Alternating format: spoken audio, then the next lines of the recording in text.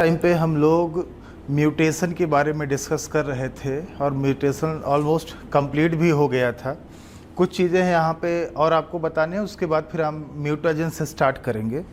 तो last time पे जैसे हमने आपको बताया था स्पॉन्टेनियस एंड इंड्यूस्ड म्यूटेशन। तो स्पॉन्टेनियस और इंड्यूस्ड म्यूटेशन, स्पॉन्टेनियस म्यूटेशन का मतलब था जो नेचुरली अकरिंग म्यूटेशन था और उसका फ्रीक्वेंसी बहुत ही कम होता था। मतलब आप देखोगे ना कई हज़ार में या लाखों में एक म्यूटेशन जो होता था वो स्पॉन्टेनियस होता था। इंड्यूस्ड म्यूटेशन को हम म्यूटाजिन दे के ना लैब में इंड्यूस करा सकते हैं। एक्सरे का एक्सपोजर करा दो, रेडिएशन का, या कोई केमिकल म्यूटाजिन दे दो ना, उससे कराया जा सकता है। आगे हम बात करते हैं, एक टर्म यूज होता है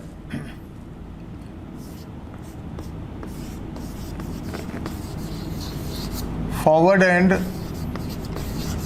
बैकवर्ड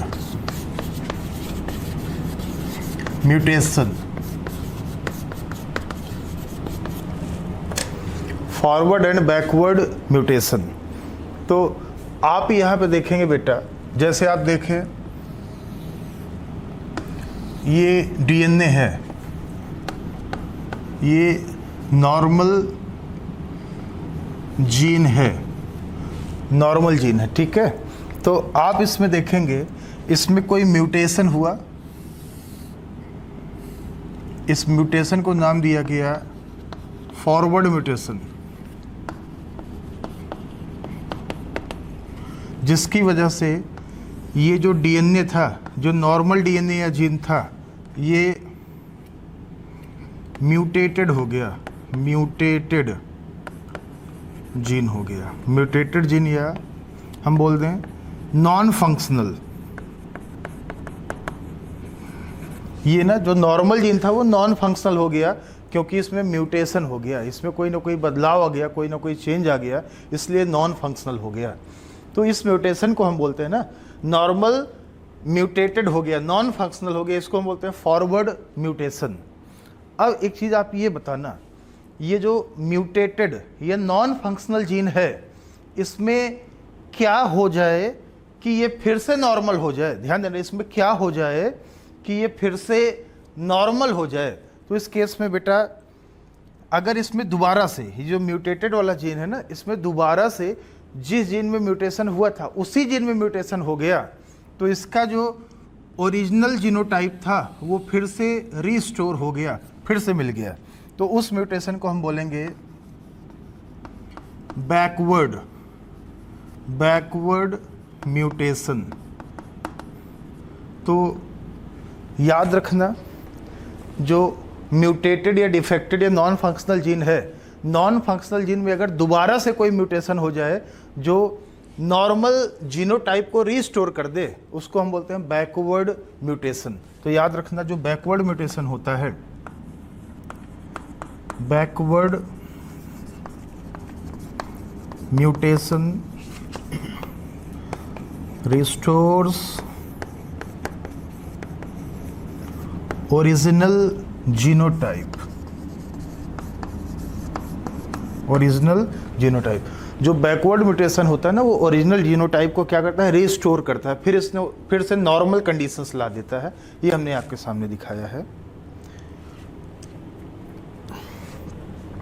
एक केस है बेटा,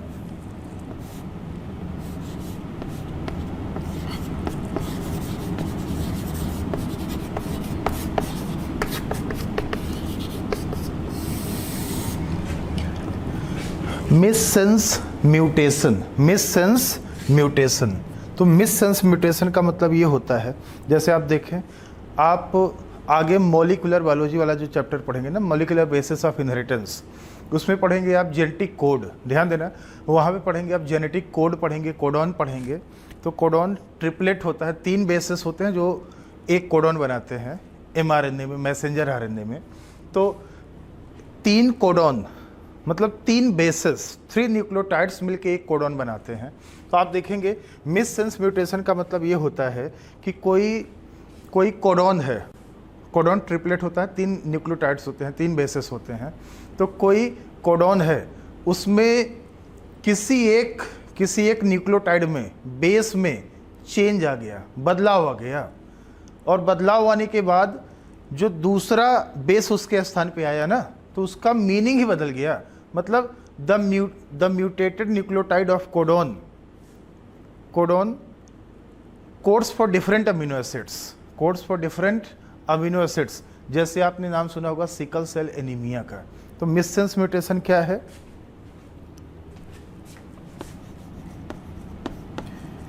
म्यूटेटेड कोडॉन कोड्स फॉर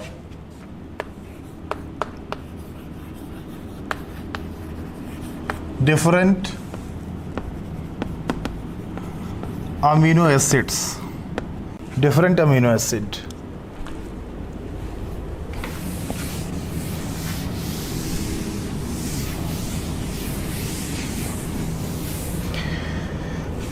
क्या मीनिंग है इसका, क्या मतलब है इसका, आप देखें जरा, फिर से सुन लो आप लोग।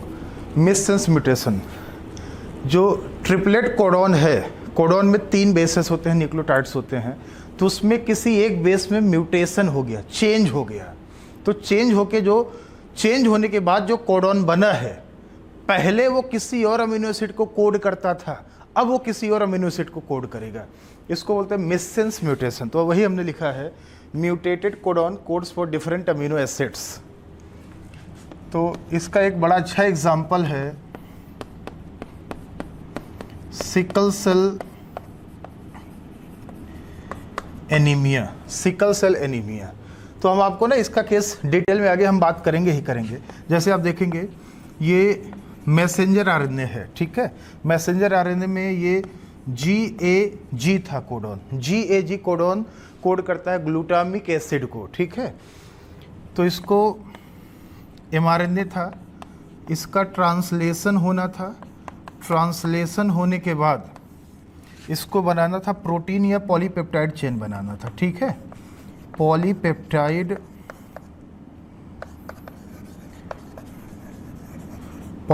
चेन बनाना था। तो GAG जो होता है बेटा, ये कोड करता है ग्लूटामिक एसिड को। ध्यान देना, GAG जो होता है ये कोड करता है ग्लूटामिक एसिड को। तो ये 6th पोजीशन था, 6th पोजीशन। हीमोग्लोबिन का जो बीटा चेन जीन होता है उसमें ना 6th पोजीशन पे ग्लूटामिक एसिड आता है, हीमोग्लोबिन का बीटा चेन जीन। आगे हम बात करेंगे। तो ये नॉर्मल केस में ऐसा होता था, ठीक है। ये जो केस था ये नॉर्मल केस में ऐसा था, नॉर्मल केस में ऐसा होता था। लेकिन जिस पर्सन को डिजीज हो जाता है सिकल सेल एनीमिया, इस केस में आप देखेंगे ना, ये जो एडेनिन है, देखिए ना, ये ट्रिपलेट कोडॉन है, ये कोडॉन है, कोडॉन ट्रिपलेट होता है। तो इसमें जो एडेनिन है, जी तो वही रहेगा, ये जी भी वही रहेगा। एडेनिन के स्थान पे यूरेसिल आ जाता है। ध्यान देना, purine replaced by pyrimidine, transversion mutation इसको बोलते हैं ना। और क्योंकि किसी एक पर्टिकुलर पॉइंट पे हो रहा है, एक पर्टिकुलर जगह पे हो रहा है, इसलिए इसको पॉइंट म्यूटेशन भी बोलते हैं, जो आपने पीछे पढ़ा हुआ है। तो GUG आ जाता है, और जब इस mRNA का ट्रांसलेशन होगा तो इससे जो पॉलीपेप्टाइड चेन बनेगा,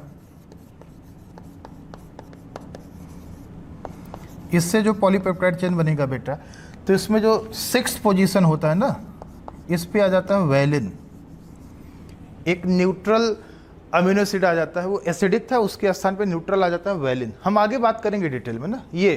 तो बताइए, म्यूटेशन, ये नॉर्मल था, ये म्यूटेशन वाला केस कि U के स्थान पे ना, आप देखिए ना, A के स्थान पे U आ गया। देखें जरा, A के स्थान पे U आ गया, बदलाव इसमें आया है, ये वाला जो है ना, इसमें बदलाव आके ये आ गया। तो प्यूरिन रिप्लेस्ड बाय पिरिमिडिन, यहाँ पे ट्रांसवर्जन म्यूटेशन हुआ। तो म्यूटेशन के बाद ये किसी दूसरे अमीनो एसिड को कोड करने लगा, सेंस ही बदल गया, इसलिए इसको बोलते हैं मिससेंस mutation.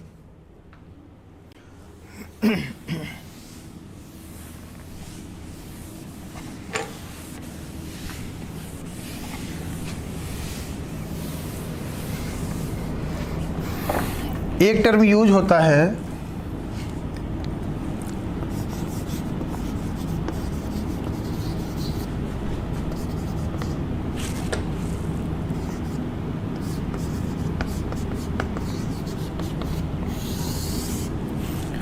Nonsense mutation, nonsense mutation इसका मतलब है ना, नॉनसेंस म्यूटेशन का मतलब ये है कि जो कोडॉन था पहले वो सेंस कोडॉन था, लेकिन उसमें किसी बेस में म्यूटेशन हो गया, म्यूटेशन के बाद उसने जो कोडॉन बनाया वो स्टॉप कोडॉन था, means mutated codon becomes stop codon.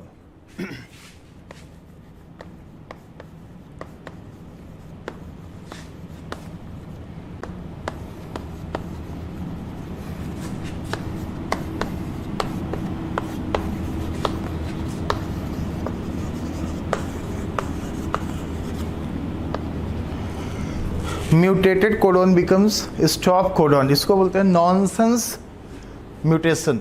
और बेटा ध्यान देना, जो नॉनसेंस म्यूटेशन होता है, nonsense mutation results in formation of truncated और प्रीमेच्योर और पार्शियली डेवलप्ड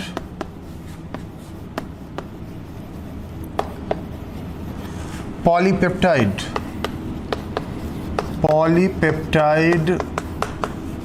चेन।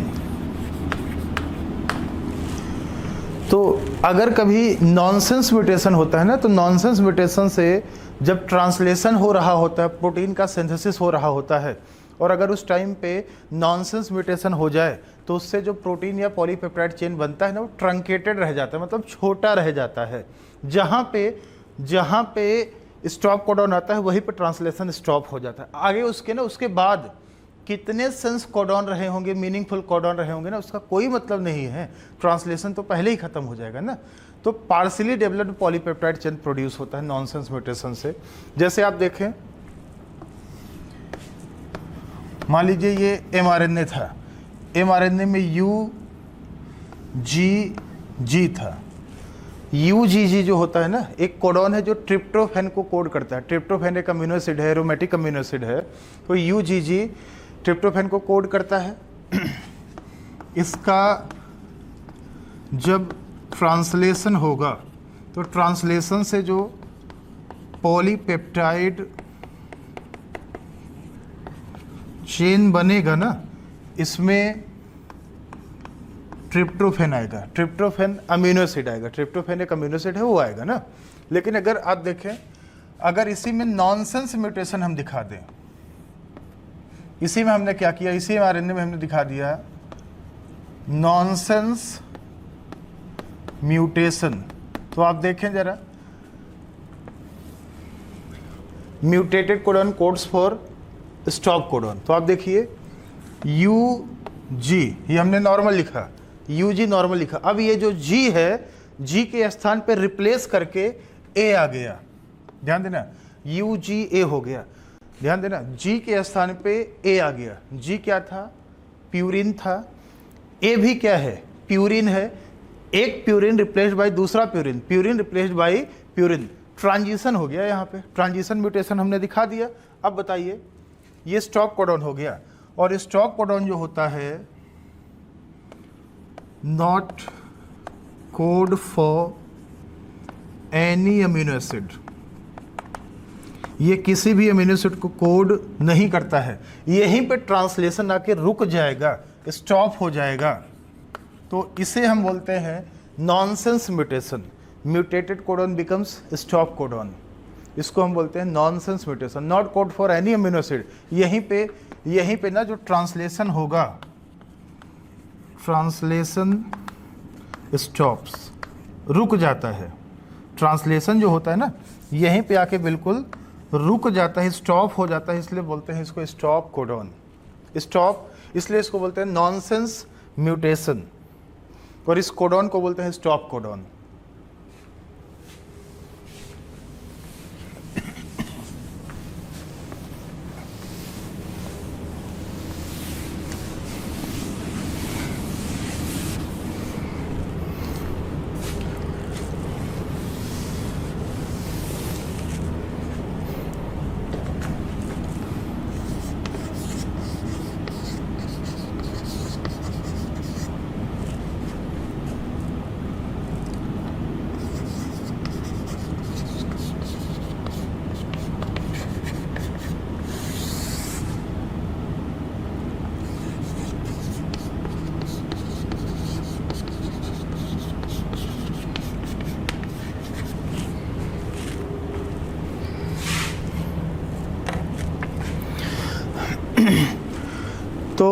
यहाँ पे आप ध्यान देना, सिनोनिमस म्यूटेशन या साइलेंट म्यूटेशन, या इसे हम बोलते हैं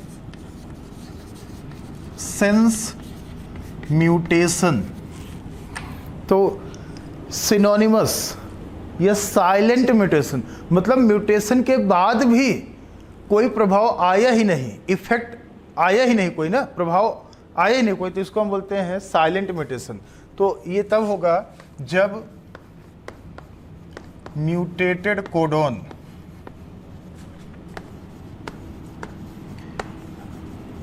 codes for same amino acid, same amino acid, mutated codon codes for same amino acid, इसको हम बोलते हैं सिनोनिमस या साइलेंट म्यूटेशन। और ये बेटा ध्यान देना, it occurs due to degeneracy of genetic code, it occurs due to degeneracy of genetic code।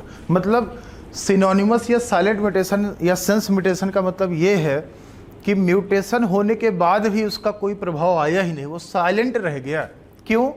क्योंकि जिस कोडॉन में म्यूटेशन हुआ, म्यूटेशन के बाद जो दूसरा बना है ना, वो भी उसी का सिनोनिम था। मतलब जो पहला वाला कोडॉन जिस अमीनो एसिड को कोड करता था, चेंज होने के बाद जो दूसरा कोडॉन बना है ना, वो भी सेम अमीनो एसिड को कोड करता है। इसे ही हम बोलते हैं degeneracy of genetic code. Degeneracy का मतलब है कि कोडॉन भले बदल जाए लेकिन अमीनो एसिड ना बदले ना, इसको हम बोलते हैं डीजेनरेसी ऑफ जेनेटिक कोड। और जो डीजेनरेसी होता है, इसी की वजह से ये साइलेंट या सेंस म्यूटेशन होता है। इसका एग्जांपल हम लेते हैं, तो ये mRNA है। mRNA में जैसे ये मान लीजिए U है, triple U codes for phenyl alanine, ठीक है। तो ये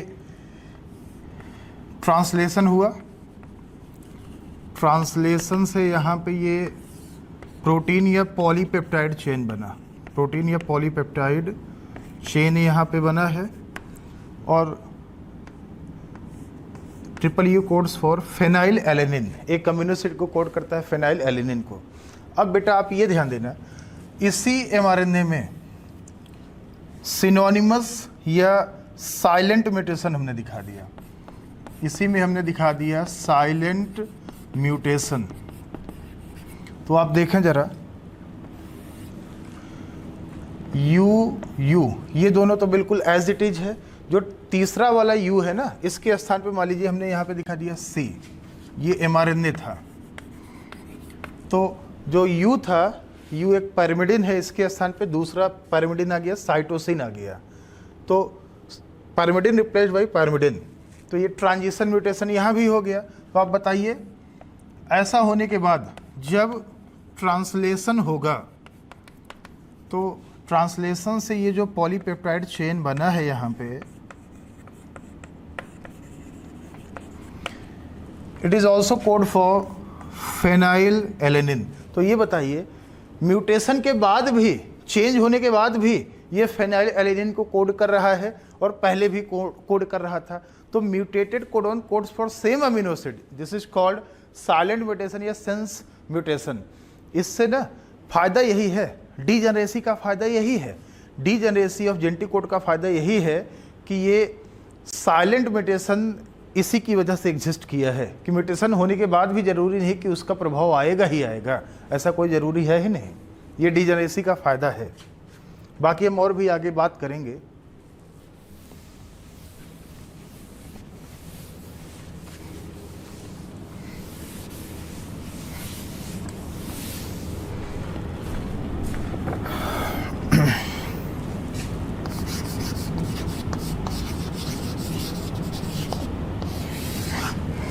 म्यूटाजेंस क्या है? म्यूटेशन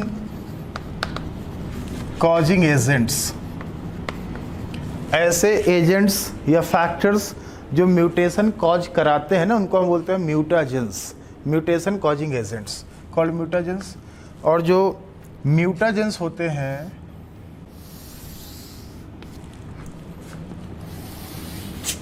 हम आपको दिखा दें, ये मेनली 2 टाइप्स है। 2 टाइप्स जो काम का है आपके, हम वही बताएंगे। हैं तो म्यूटाजेंस बहुत सारे हैं, जो काम के हम आपको बताने वाले हैं। म्यूटाजेंस 2 टाइप्स,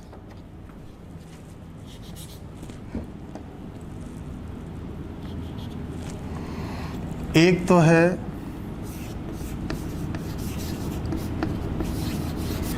फिजिकल म्यूटाजेंस और दूसरा है chemical mutagens. Physical and chemical mutagens. Physical में मेनली आप पढ़ेंगे रेडिएशंस। रेडिएशंस जो होते हैं ना फिजिकल म्यूटाजेंस में आते हैं। तो इसमें हम 2 कैटेगरी बना लेते हैं रेडिएशंस में।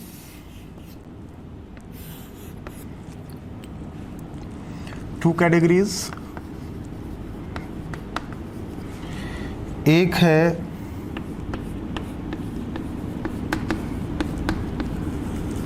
Ionizing radiations and the second one is non ionising radiations. ये जो आयोनाइजिंग रेडिएशंस होते हैं बच्चों, इसमें ध्यान देना, आपने पढ़ा होगा कि एनर्जी और वेवलेंथ जो होता है ना उसका इन्वर्स रिलेशनशिप होता है, उल्टा रिलेशनशिप होता है। जो आयोनाइजिंग रेडिएशंस होते हैं इनका एनर्जी ज़्यादा होता है और इनमें इतना एनर्जी होता है कि ये आयंस बना देते हैं। ध्यान देना, ये आयंस बना देते हैं, आयनिक फॉर्म में होते हैं, तो इसलिए इसको बोलते हैं आयोनाइजिंग रेडिएशंस। इसका एग्जाम्पल है, जैसे आप देखेंगे, आप इसका है एक्स रेज है, अल्फा रेज है, बीटा रेज है, गामा रेडिएशंस है, गामा रेज है। ये सब जो होते हैं ना ये आयोनाइजिंग रेडिएशंस होते हैं। इवन ये जो गामा रेडिएशन होता है ना, used in mutational breeding, used in mutational breeding. एक चैप्टर आप पढ़ोगे स्ट्रैटेजी वाला, प्लांट ब्रीडिंग हम पढ़ाएंगे, उसमें तो आपको बताएंगे गामा रेडिएशन जो होता है ना म्यूटेशनल ब्रीडिंग में यूज होता है। मतलब किसी प्लांट का जीनोटाइप चेंज करना है तो उसमें म्यूटेशन इंड्यूस कराने के लिए इसका हम यूज करते हैं, ताकि वो मान लीजिए कम अच्छे वैरायटी का है तो वो अच्छा वैरायटी बन जाए, उसमें जेनेटिक चेंज लाने के लिए हम इसका गामा रेडिएशन का यूज करते हैं। तो इसको बोला जाता है म्यूटेशनल ब्रीडिंग बोला जाता है। बाकी ये सब जो ये जो रेडिएशंस होते हैं बेटा, तो ये ध्यान देना, ये सब करते क्या है, डीएनए है एंड क्रोमोसोम है, उसको ये ब्रेक कर देते हैं, उसको ये डैमेज कर देते हैं। दे इंड्यूस ब्रेकेज या damage in chromosome and DNA और क्रोमोसोम को ये ब्रेक कर देते हैं, डैमेज कर देते हैं, बड़े खतरनाक होते हैं। दूसरा है नॉन आयोनाइजिंग रेडिएशन। तो ये जो नॉन आयोनाइजिंग रेडिएशन है इसके बारे में हम बात करते हैं थोड़ा सा। तो आपने ये लिख लिया होगा,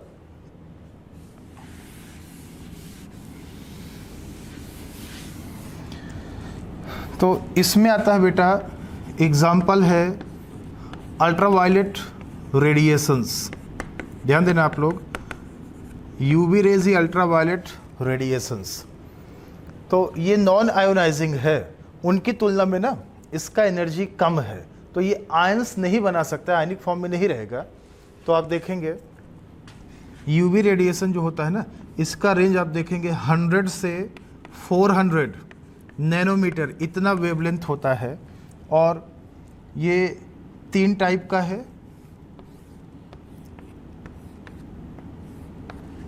three types,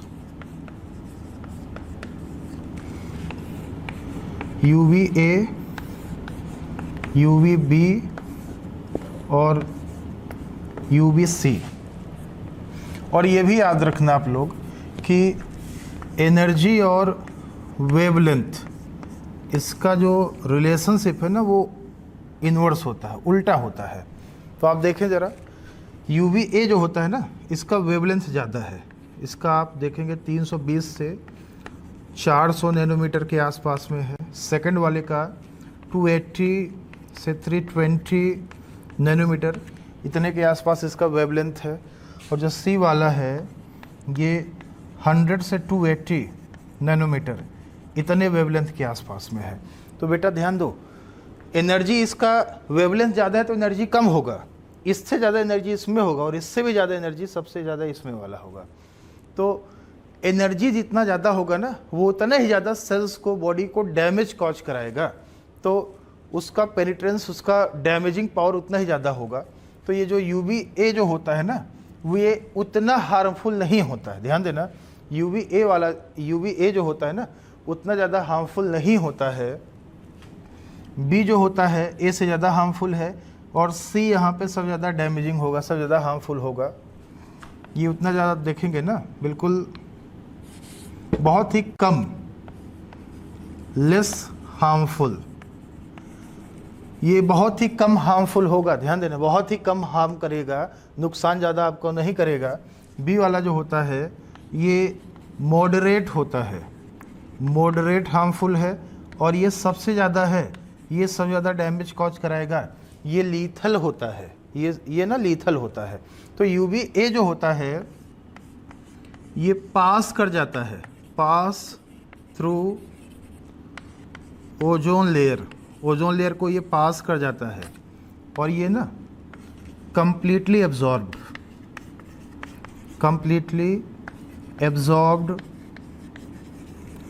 by ozone layer. Ozone layer ना इनको completely absorb कर लेता है, बी और सी को। तो थोड़ा सा हम और भी बात कर लेते हैं, इसको हम हटा रहे हैं, रिमूव कर रहे हैं।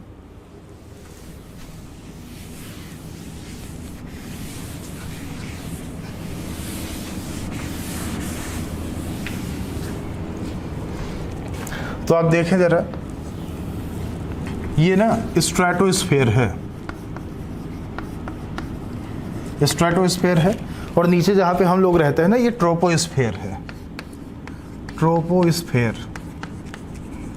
तो इकोलॉजी पढ़ाएंगे, उसमें इन्वायरमेंट वाला जो चैप्टर है उसमें हम आपको बताएंगे कि स्ट्रेटोस्फीयर में ना ये ओजोन लेयर है।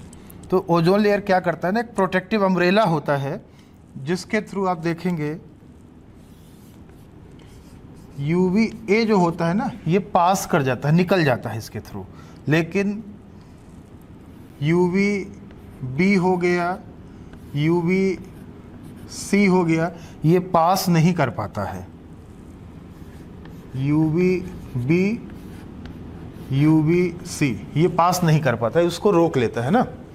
अब अगर मान लीजिए इसी ओजोन लेयर में क्या हो जाए, होल हो जाए, तो बी और सी भी कहाँ आता रहेगा, नीचे आता रहेगा, नीचे आता रहेगा। आप सोचिए ना, अगर इसी प्रोटेक्टिव अम्ब्रेला में होल हो जाए तो यूवी बी और सी भी कहाँ आता रहेगा, नीचे आता रहेगा, ट्रोपोस्फीयर पे आता रहेगा। हम लोगों का यूवी लाइट का एक्सपोजर हो जाएगा बी और सी का, तो उसका इफेक्ट क्या पड़ेगा हम आपको बताने वाले हैं। अगर वो यहाँ तक पहुँच जाएगा तभी उसका इफेक्ट दिखाई देगा।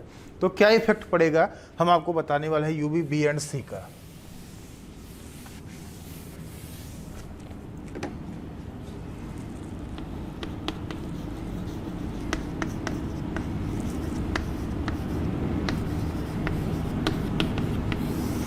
तो बी एंड सी का क्या इफेक्ट पड़ेगा हम आपको बता दें। इफेक्ट में जैसे स्किन कैंसर हो जाएगा बेटा, दूसरा जो इम्यून सिस्टम है ना, इम्यून सिस्टम के जो सेल्स हैं वो डैमेज हो जाएंगे। हम बहुत ज़्यादा इन्वायरमेंट वाले चैप्टर में बात करेंगे। Damage to the cells of immune system, उनको डैमेज कर देगा। स्नो ब्लाइंडनेस हो जाएगा, स्नो ब्लाइंडनेस, कैटरैक्ट, जो कॉर्निया होता है वो हार्ड हो जाएगा, डैमेज कर जाएगा, ये प्रभाव पड़ेगा। और ये जो यूवी रेडिएशन होता है ना, डीएनए और प्रोटीन्स में जो हाई एनर्जी बॉन्ड्स होता है उनको ब्रेक कर देता है। Break high energy bonds of DNA and proteins, उनको ये ब्रेक कर देता है। और चौथा और सबसे इम्पॉर्टेंट है जो आपको याद रखना है, formation of thymine dimer. Thymine dimer का फॉर्मेशन हो जाएगा। थायमिन डाइमर का क्या मतलब है? आप देखिए, जैसे डीएनए डबल स्ट्रैंडेड होता है, आपको पता है ये डीएनए है, डीएनए डबल स्ट्रैंडेड होता है, दोनों स्ट्रैंड एक दूसरे के कॉम्प्लीमेंट्री होते हैं। तो आप देखिए, जैसे मान लीजिए यहाँ पे ए है, टी है, सी है, ए है, जी है, मान लीजिए यहाँ पे, तो इसका कॉम्प्लीमेंट्री स्ट्रैंड यहाँ पे होगा टी ए जी, टी और सी, ये कॉम्प्लीमेंट्री स्ट्रैंड होगा। ठीक है, तो बेटा अगर मान लीजिए इसी डीएनए पे यूवी लाइट का, यूवी बी या सी का क्या हो जाए, एक्सपोजर हो जाए, यूवी रेज एक्सपोजर,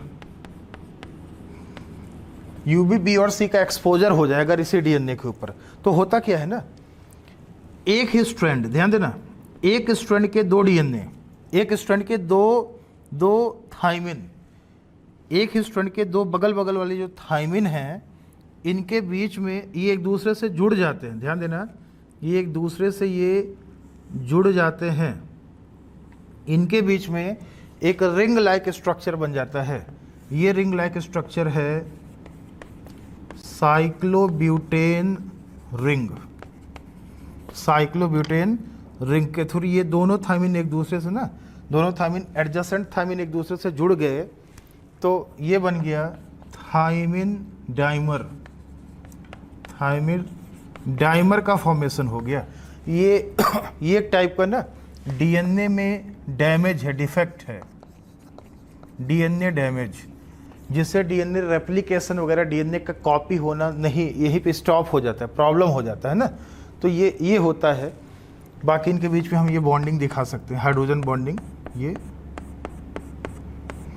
तो जो थायमिन डाइमर बनता है बेटा, एक ही थायमिन के दोनों स्ट्रैंड, दो बगल बगल थायमिन के बीच में बनता है, एक ही स्ट्रैंड के।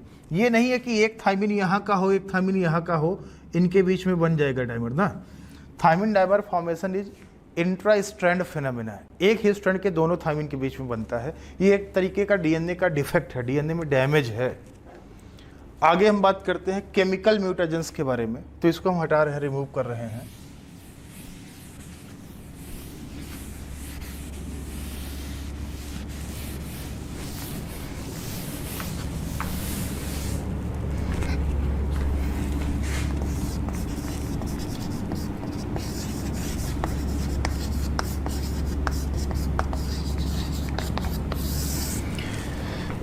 केमिकल म्यूटेजेंस, तो यहाँ पे ना केमिकल्स हैं जो म्यूटेशन इंड्यूस कराएंगे। तो हम एक दो कुछ एग्जांपल्स बता देते हैं। जैसे आप देखेंगे यहाँ पे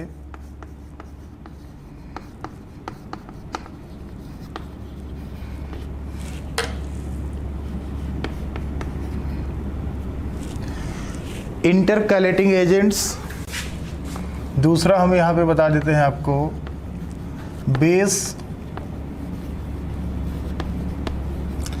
एनालॉग्स, एक हम आपको बता देते हैं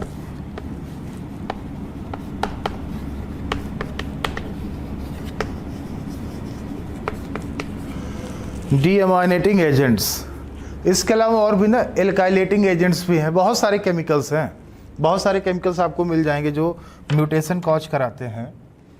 तो मेनली हम 3 कैटेगरी बना रहे हैं ना, एक एल्काइलेटिंग एजेंट भी है, आप चाहना तो चौथा वाला भी बना लेना, एल्काइलेटिंग एजेंट्स का भी बना लेना। मेनली हम ये 3 दिखा रहे हैं आपको। तो ये जो इंटरकैलेटिंग एजेंट्स होते हैं बेटा, इसका एग्जाम्पल हम आपको बता दें, जैसे acridine, proflavine, ethidium bromide, ethidium bromide, ETBR, ये सब जो होते हैं बेटा, ये डाइज होते हैं, डाइज। ये सब जो होते हैं ना, ये ये सब डाइज होते हैं, डाई, इथिडियम ब्रोमाइड। तो ये करते क्या हैं, ये जो डीएनए होता है ना, डीएनए में जो नाइट्रोजनस बेसेस होते हैं, न्यूक्लियोटाइड्स होते हैं, उनके बीच में ये इंसर्ट कर जाते हैं, दे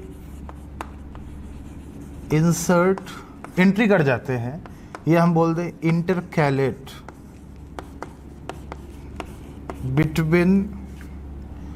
between nitrogenous bases of DNA. They insert या intercalate between nitrogenous bases of DNA and distort DNA में कोई ना कोई स्ट्रक्चरल चेंज ला देगा, DNA में डिलीशन करा सकता है या इंसर्शन करा सकता है, एक्स्ट्रा न्यूक्लियोटाइड ला सकता है। डिस्टॉर्ट डीएनए को ये डैमेज कर सकता है, डीएनए के स्ट्रक्चर में बदलाव ला सकता है, उसमें कोई इंसर्शन करा सकता है या डिलीशन करा सकता है। Distort DNA. तो ऐसे आप बेस एनालॉग की अगर हम बात करें तो बेस एनालॉग में आप देखेंगे ये जो बेस एनालॉग्स होते हैं, एग्जाम्पल हम ले लें पहले, जैसे आपने नाम सुना होगा 2-अमाइनो प्यूरिन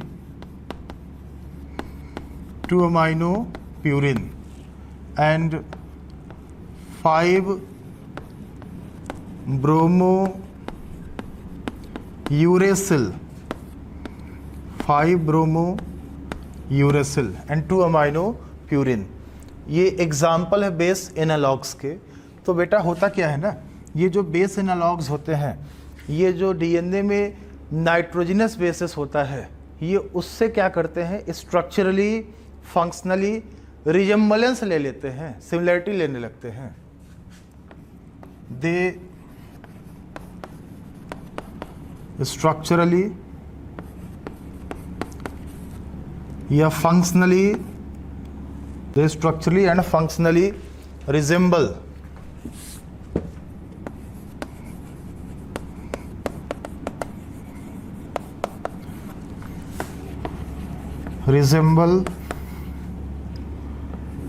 nitrogenous bases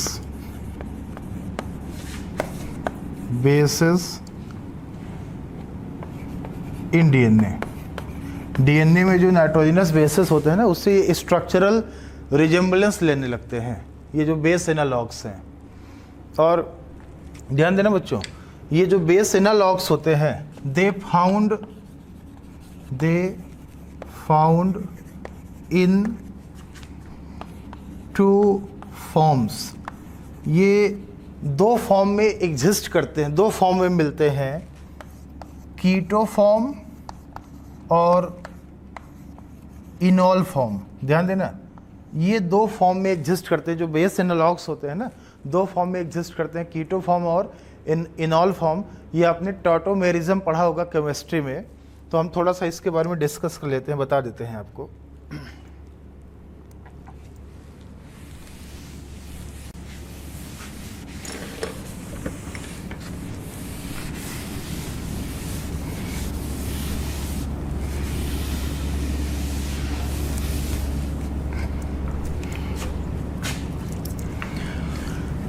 तो आप देखिए ज़रा, जैसे एक फॉर्म है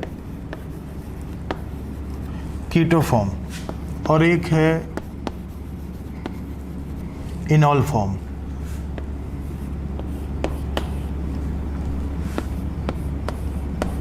ये है, और जो कीटो से इनॉल फॉर्म में कन्वर्जन होता है ना, शिफ्टिंग होता है, इसको हम बोलते हैं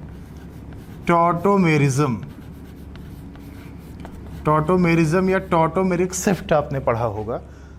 टॉटोमेरिज्म या टॉटोमेरिक शिफ्ट आपने पढ़ा होगा। तो बेस एनालॉग, उस बेस एनालॉग जो होते हैं ना, उसमें टॉटोमेरिज्म होता रहता है। तो आप देखिए, जैसे एग्जांपल हमने यहाँ पे ले लिया है 2-अमाइनो प्यूरिन।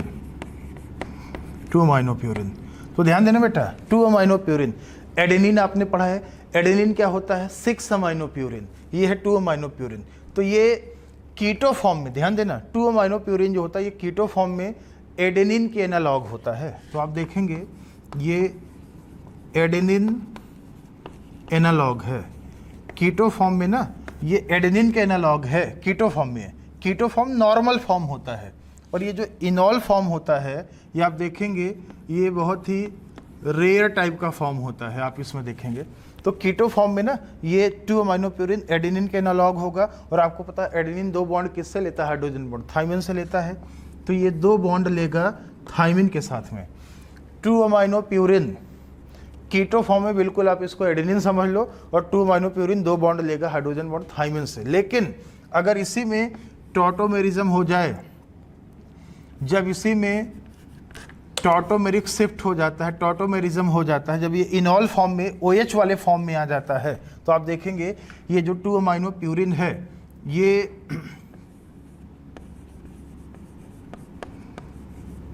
गुआनिन के एनालॉग हो जाता है, गुआनिन के एनालॉग हो जाता है।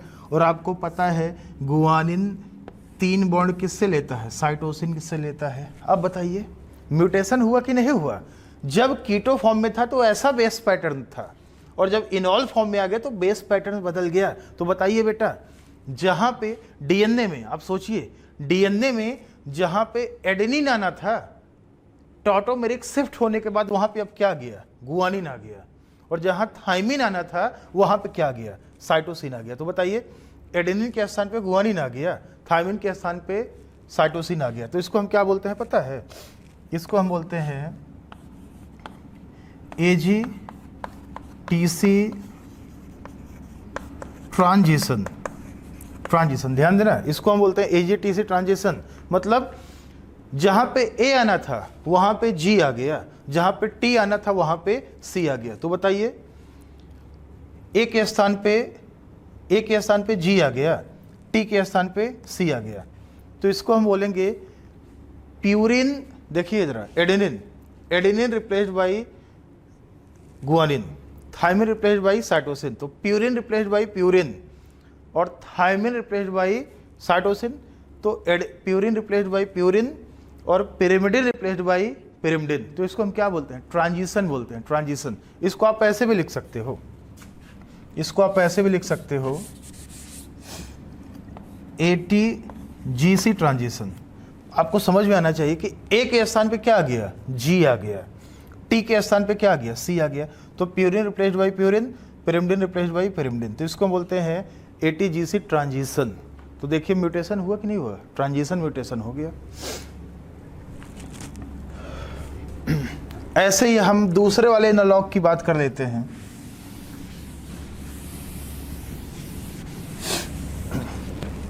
जो दूसरा वाला एनालॉग था वो था, दूसरा एग्जांपल था 5 ब्रोमो यूरेसिल का। तो देखिएगा आप लोग 5 ब्रोमो यूरेसिल, ये जो 5 ब्रोमो यूरेसिल होता है ये थाइमिन के एनालॉग होता है। आप देखें जरा, ये थाइमिन के एनालॉग होता है। और आपको पता है थाइमिन किस फॉर्म में, जब ये कीटो फॉर्म में रहता है 5 ब्रोमो यूरेसिल, तो ये थाइमिन के एनालॉग होता है। और आपको पता है कि जो थाइमिन है ये 2 हाइड्रोजन बॉन्ड लेता है एडेनिन से। लेकिन जब यही 5 ब्रोमो यूरेसिल, जब इसमें टॉटोमेरिक शिफ्ट होता है, जब इसमें टॉटोमेरिज्म होता है, तो ये साइटोसिन के एनालॉग हो जाता है। ध्यान देना आप लोग, ये ना साइटोसिन के एनालॉग हो जाता है, साइटोसिन की तरह रिजेंबल करने लगता है साइटोसिन से, और ये 3 बॉन्ड लेने लगता है गुआनिन से। अब आप बताइए ये कब हुआ ऐसा, जब ये इनॉल फॉर्म में आ गया। तो बताइए जहाँ पे थाइमिन आना था डीएनए में, जहाँ पे डीएनए में थाइमिन आना था वहाँ पे क्या आ गया, साइटोसिन आ गया। और जहाँ पे एडेनिन आना था वहाँ पे क्या आ गया, गुआनिन आ गया। तो pyrimidine replaced by pyrimidine and purine replaced by purine. क्या है ये, ट्रांजिशन है। तो आप देखिए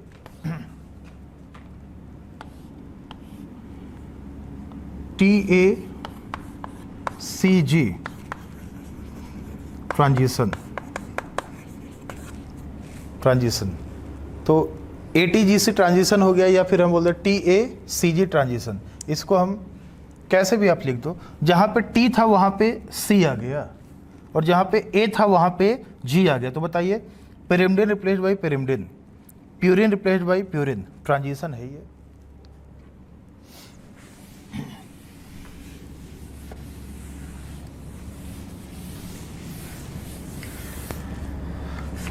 डीएमाइनेटिंग एजेंट का एग्जांपल हम लेते हैं nitrous acid, nitrous acid HNO2। Nitrous acid जो होता है ना, ये डीएमाइनेटिंग एजेंट होता है। तो ये डीएमाइनेटिंग एजेंट का मतलब ये NH2 ग्रुप का रिमूवल करा देता है। ध्यान देना, ये क्या कराता है, रिमूवल ऑफ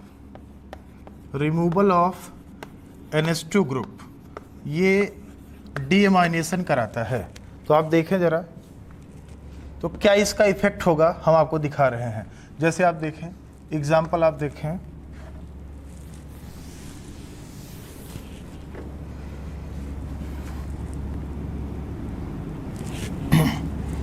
जैसे गुआनिन है, ठीक है, और आपको पता है कि गुआनिन 3 बॉन्ड लेता है साइटोसिन से, नॉर्मल ऐसे ही होता है। अगर हम गुआनिन को HNO2 से ट्रीटमेंट करा दें, गुआनिन आपको पता है 3 बॉन्ड साइटोसिन से लेता है, अगर गुआनिन को आप नाइट्रस एसिड का ट्रीटमेंट कर दो, इसके ऊपर अप्लाई कर दो, तो ये क्या करेगा, इसका डीएमाइनेशन करा देगा। ये NH2 निकाल दिया इससे, तो इससे बन जाता है जैंथिन, जैंथिन बन जाता है। और ये जो जैंथिन होता है, जैंथिन का बेस पेयरिंग पैटर्न बिल्कुल गुआनिन की ही तरह होता है। जैंथिन भी 3 बॉन्ड लेगा साइटोसिन से, मतलब जो पैटर्न यहाँ पे था वही पैटर्न जैंथिन का भी है, मतलब म्यूटेशन का यहाँ पे कोई इफेक्ट नहीं आएगा। तो यहाँ पे हम लिख देते हैं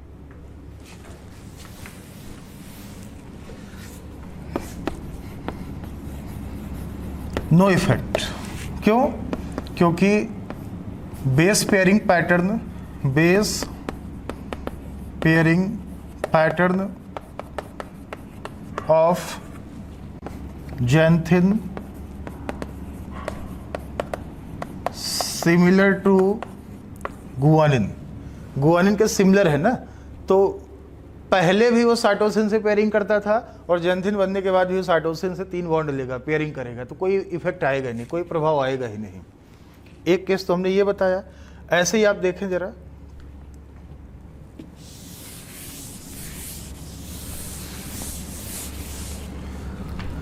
हम एडेनिन दिखा दें, एडेनिन का हम डीएमाइनेशन करा देते हैं, ठीक है। तो आपको पता है कि जो एडेनिन है ये 2 हाइड्रोजन बॉन्ड लेता है थाइमिन से, 2 बॉन्ड लेता है। अब ये बताइए हमने क्या किया, इसका डीएमाइनेशन करा दिया बाय नाइट्रस एसिड, ये अमाइनो ग्रुप हटा दिया। एडेनिन के डीएमाइनेशन से बन जाएगा हाइपोजेंथिन, ये बन गया। और ये जो हाइपोजेंथिन है ना, ये भी गुआनिन की ही तरह बिहेव करता है, इसका भी base pairing pattern similar to guanine, मतलब हाइपोजेंथिन 3 बॉन्ड किससे लेगा, फिर साइटोसिन से लेगा। अब ये बताइए डीएनए में जहाँ पे ए आना था वहाँ पे क्या गया, जी आ गया, ठीक है, जहाँ पे ए आना था वहाँ पे जी आ गया, और जहाँ पे टी आना था वहाँ पे सी आ गया। तो purine replaced by purine and pyrimidine replaced by pyrimidine. तो बताइए यहाँ पे क्या हुआ, ATGC ट्रांजिशन हुआ, मतलब डीएमाइनेटिंग एजेंट से भी ना ट्रांजिशन टाइप का म्यूटेशन होता है, बेस सब्स्टिट्यूशन टाइप का म्यूटेशन होता है। तो देखिए जहाँ पे ए आना था डीएनए में वहाँ पे जी आ गया, जहाँ पे टी आना था वहाँ पे सी आ गया। तो ये सब ट्रांजिशन, ट्रांसवर्जन, ये सब कब होता है, जब डीएनए रेप्लिकेशन हो रहा होता है ना, उस टाइप पे होता है, म्यूटाजेंस की वजह से, किसी एजेंट की वजह से। तो ये हो गया। ऐसे ही आप दिखा सकते हो जो साइटोसिन होता है, साइटोसिन के डीएमाइनेशन से यूरेसिल बनता है, ध्यान देना, साइटोसिन के डीएमाइनेशन से यूरेसिल बनता है, आप उसको भी दिखा सकते हो ना।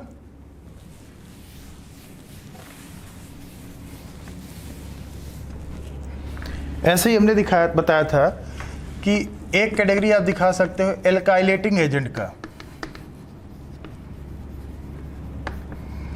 ये भी म्यूटाजेंस होते हैं, ध्यान देना। हमने 3 कैटेगरी बनाया ही था, आप चाहो तो चौथा भी दिखा दो, एल्काइलेटिंग एजेंट्स का। एल्काइलेशन पढ़ा होगा आपने।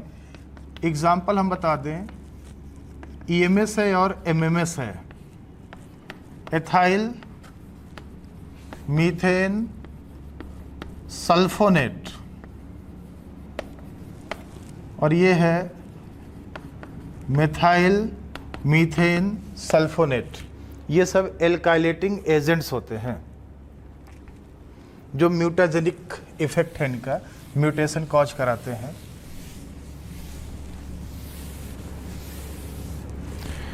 तो जो म्यूटेशन है ये कंप्लीट हो चुका है। जो मस्टर्ड गैस होता है, ध्यान देना, मस्टर्ड गैस, जो मस्टर्ड गैस होता है ये भी म्यूटाजेन होता है, मस्टर्ड गैस।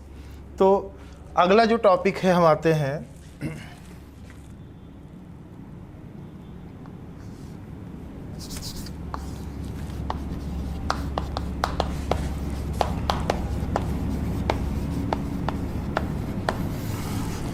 जेनेटिक डिसऑर्डर्स पे। जेनेटिक डिसऑर्डर्स, इसके बारे में हम बात करते हैं बच्चों।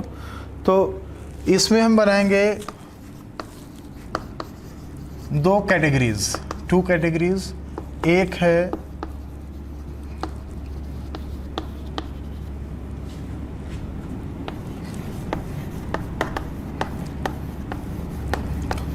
क्रोमोसोमल डिसऑर्डर और the second one is Mendelian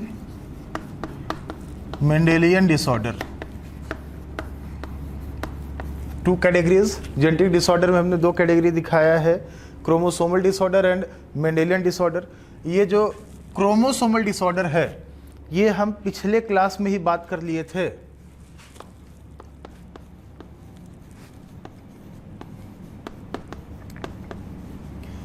already discussed in last class, हम लोग पिछले क्लास में ही बात कर लिए थे ना, याद है आपने? जितने भी सिंड्रोम वगैरह पढ़े थे, Klinefelter, Down, Turner syndrome, Patau, Edward, जितने भी आपने सिंड्रोम पढ़ा था वो लास्ट क्लास में ही हम बात कर चुके हैं।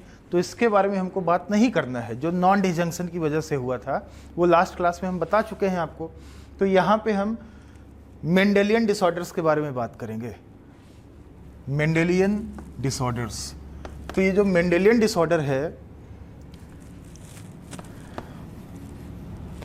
पहले तो थोड़ा सा हम बता देना कि इसकी खासियत क्या है मेंडेलियन डिसऑर्डर की। एक्चुअल में है क्या बेटा? Mendelian disorder characterised by alteration in single gene, किसी एक सिंगल जीन में म्यूटेशन होने की वजह से होता है। जैसे आपने पॉइंट म्यूटेशन पढ़ा था ना, पॉइंट म्यूटेशन किसी एक सिंगल जीन में म्यूटेशन होने की वजह से होता है। तो वही है मेंडेलियन डिसऑर्डर, भी वही है। Mendelian disorders characterized by alteration in single gene, किसी एक सिंगल जीन में चेंज होने की वजह से होता है, पॉइंट म्यूटेशन होने की वजह से होता है। और इसका नाम मेंडेलियन डिसऑर्डर क्यों पड़ा? ध्यान देना, इसका नाम मेंडेलियन डिसऑर्डर इसलिए नहीं पड़ा कि ये सारे डिसऑर्डर मेंडल को हुए थे, ना भाई, मेंडल को ये सारे डिसऑर्डर नहीं हुए थे। इसका नाम मेंडेलियन डिसऑर्डर इसलिए है क्योंकि ये जितने भी डिसऑर्डर्स हैं इनका जो ट्रांसमिशन है, एक जनरेशन से दूसरे जनरेशन में इनहेरिटेंस है, पैसेज पैटर्न है, इनहेरिटेंस पैटर्न है, वो मेंडल के कंसेप्ट के अकॉर्डिंग होता है। मेंडल का जो कंसेप्ट ऑफ इनहेरिटेंस है उसके अकॉर्डिंग होता है, इसलिए नाम पड़ गया इसका मेंडेलियन डिसऑर्डर्स। तो हम यहाँ पे लिख देते हैं, यहाँ पे हम लिख देते हैं characterized by Mendelian disorders are characterized by alteration in single gene, single gene में, एक पर्टिकुलर जीन में, एक पर्टिकुलर बेस पेयर में बदलाव होने की वजह से होता है। जैसे पॉइंट म्यूटेशन आपने पढ़ा है ना, उसी वही है ये सिंगल जीन। और इनका जो ट्रांसमिशन पैटर्न है,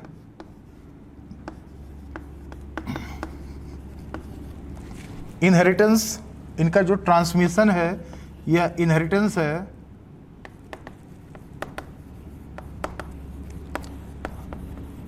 occurs according to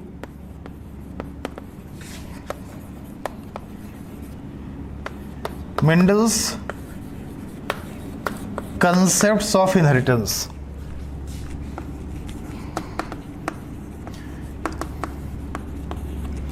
मेंडल साहब के जो कंसेप्ट्स है ना, लॉज थे, कंसेप्ट थे इनहेरिटेंस के, उसके अकॉर्डिंग होता है, इसलिए नाम पड़ गया है मेंडेलियन डिसऑर्डर्स। ध्यान देना, इसलिए नाम पड़ गया है मेंडेलियन डिसऑर्डर्स।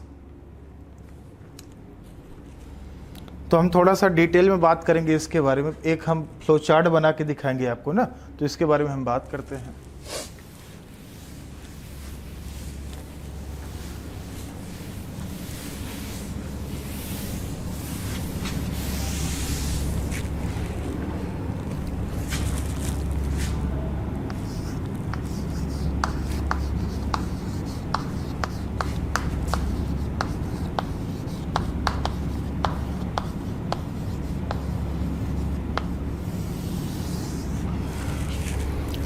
मेंडेलियन डिसऑर्डर्स, तो इसमें हम बहुत सारे ना कैटेगरी बना के दिखाते हैं आपको। जैसे आप देखेंगे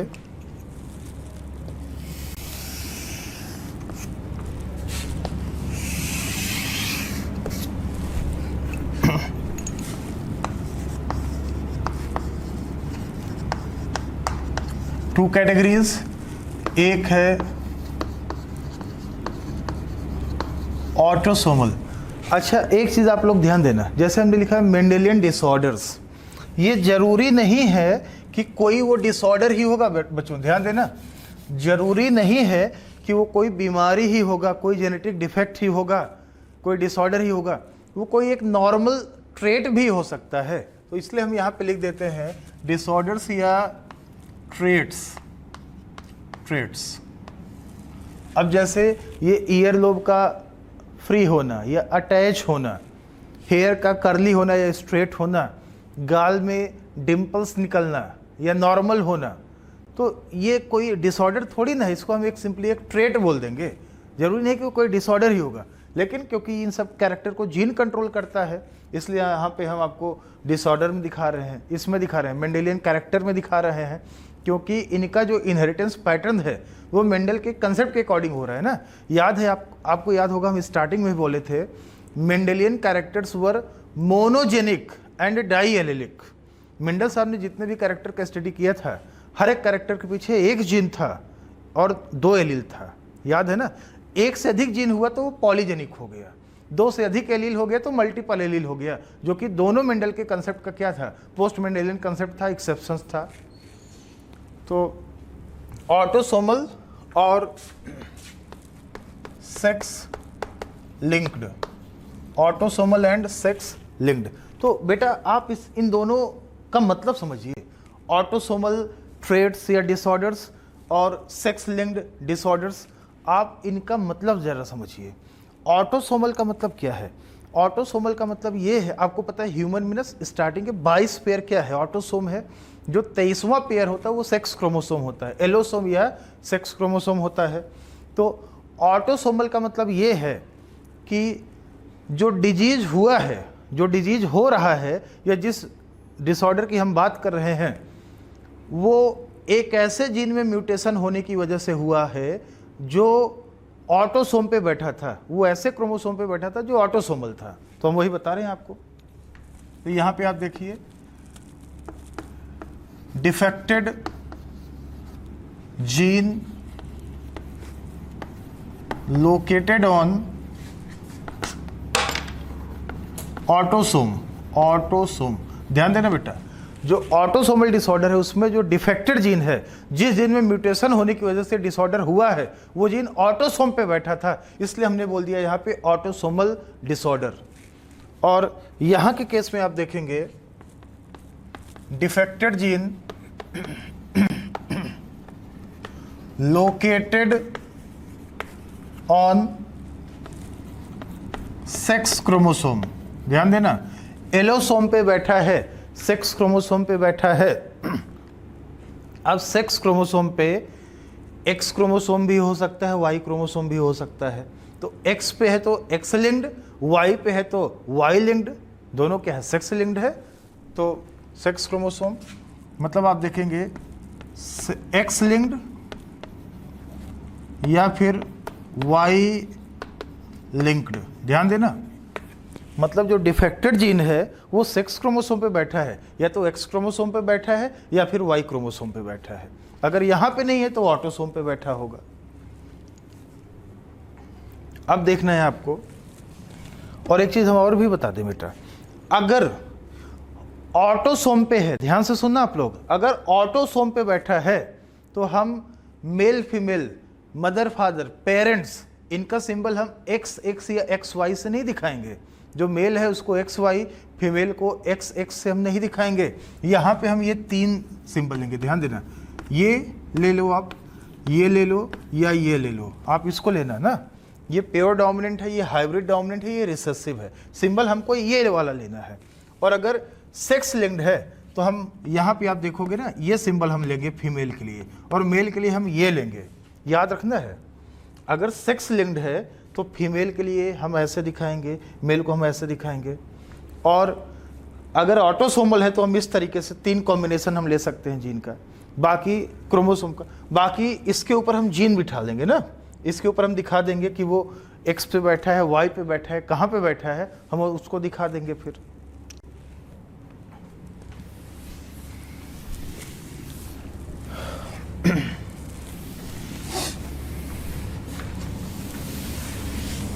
अब आप देखें बेटा जरा, पहले हम ऑटोसोमल के बारे में थोड़ा सा बात कर लेते हैं।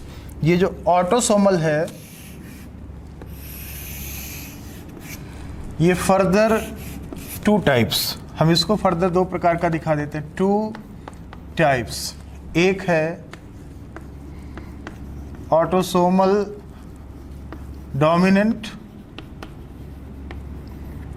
और एक है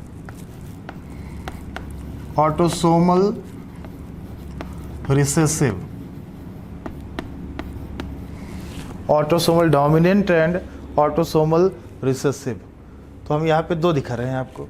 तो बेटा आप ये समझिए, ये तो समझ में आ गया कि ऑटोसोमल का मतलब क्या है, कि जो जीन है वो ऑटोसोम पे बैठा है, सेक्स क्रोमोसोम पे नहीं बैठा है। अब डोमिनेंट और रिसेसिव का क्या मतलब है?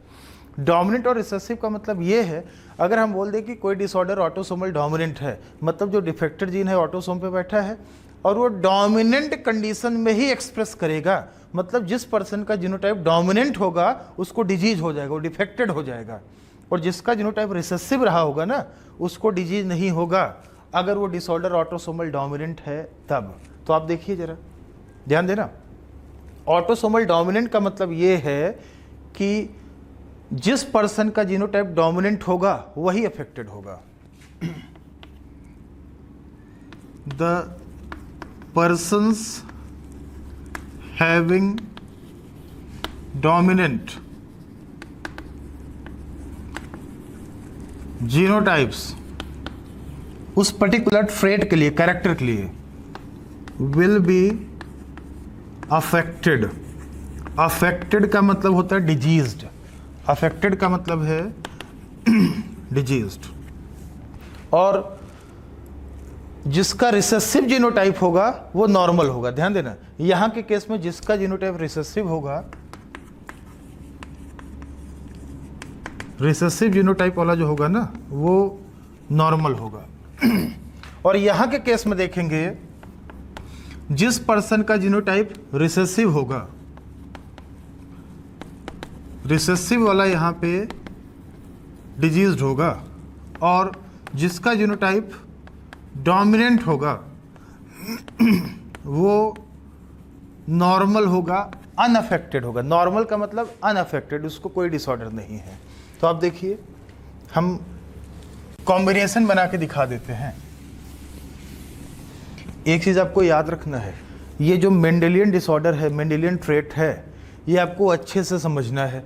अगर आप यहाँ पे समझ लिए, ध्यान देना, अगर आप यहाँ पे समझ लिए तो पेडिग्री एनालिसिस में आपको दिक्कत नहीं आने वाला है। और अगर आप यहाँ पे नहीं समझे तो आपको 100% पेडिग्री एनालिसिस में प्रॉब्लम आएगा। तो पेडिग्री एनालिसिस को समझना है तो आपको ये कंसेप्ट आपका क्लियर होना चाहिए। तो आप देखें, ऑटोसोमल डोमिनेंट है, तो अगर ये कंडीशन है, एक कंडीशन ये है, एक कंडीशन ये है और एक कंडीशन ये है, तो बताइए ये प्योर डोमिनेंट है, ये हाइब्रिड डोमिनेंट है, बाकी आपको पता ही ये रिसेसिव है। तो बताइए डोमिनेंट, ये दोनों डोमिनेंट है तो ये क्या हो जाएंगे, ये डिजीज्ड हो जाएंगे, और ये क्या रहेगा, ये रहेगा नॉर्मल। नॉर्मल का मतलब अनअफेक्टेड, इसको डिसऑर्डर नहीं होगा, ध्यान देना बेटा, इसको डिसऑर्डर नहीं होगा। डोमिनेंट में जिनका जीनोटाइप डोमिनेंट होता है वही अफेक्टेड होता है, डिजीज्ड होता है, बाकी जो रिसेसिव रहता है वो नॉर्मल रहता है। और आपने पढ़ा है डोमिनेंट जो होता है वो होमोजाइगस और हेट्रोजाइगस दोनों कंडीशन में एक्सप्रेस करता है। Dominant genotype express in both homozygous and heterozygous condition, याद है ना, चाहे कैपिटल टी हो या कैपिटल टी स्मॉल टी हो, प्लांट तो टॉल ही बनेगा। और यहाँ पे देखें आप, ऑटोसोमल रिसेसिव डिसऑर्डर, यहाँ पे अगर ये कंडीशन है, 3 कंडीशन यहाँ भी बन रहा है, ये तो डोमिनेंट है, ध्यान देना आप लोग, इन दोनों पर्सन का जीनोटाइप तो डोमिनेंट है और यहाँ पे डिसऑर्डर रिसेसिव वाला था, तो ये क्या हो जाएंगे, ये नॉर्मल हो जाएंगे, अनअफेक्टेड हो जाएंगे। और जिस पर्सन का जीनोटाइप ये होगा वो डिजीज्ड या अफेक्टेड बन जाएगा। याद रखिए आप लोग, बहुत इंपॉर्टेंट है, आपको नोट कर लेना है। ये कंडीशंस याद रखेंगे तो पेडिग्री एनालिसिस में आपको कोई भी दिक्कत नहीं आएगा, कोई भी प्रॉब्लम नहीं आएगा।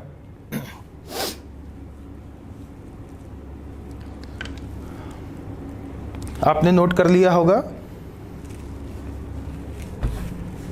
इसको हम हटा रहे हैं, रिमूव कर रहे हैं।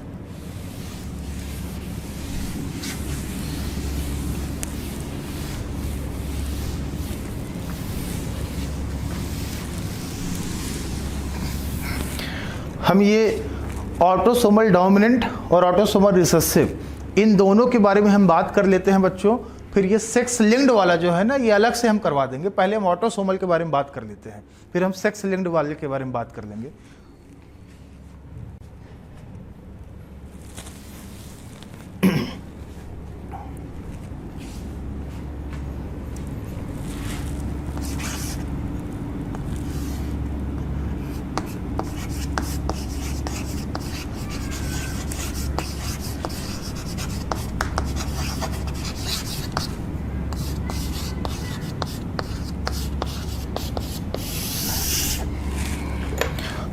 ऑटोसोमल डोमिनेंट ट्रेट्स या डिसऑर्डर्स, तो इसके हम एग्जांपल्स लेते हैं, ठीक है।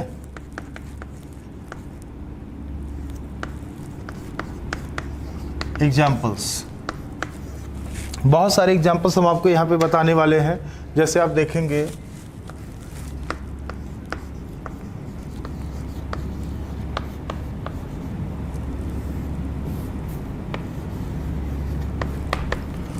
अकॉन्ड्रोप्लेजिया, अकॉन्ड्रोप्लेजिया है,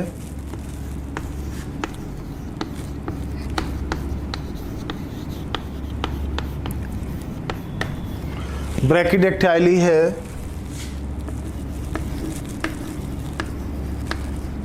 ब्राउन आइज है,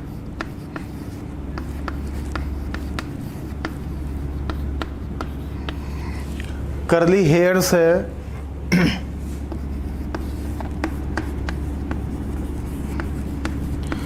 टंग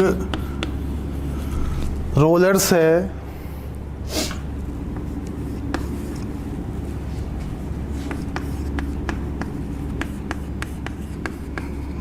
ऐसे जो चीक्स में, गाल में जो डिम्पल बनता है वो है, फ्री ईयर लोब्स आप देखेंगे ऐसे, ऐसे ही पीटीसी टेस्टर्स हो गया, ऐसे ही आप देखेंगे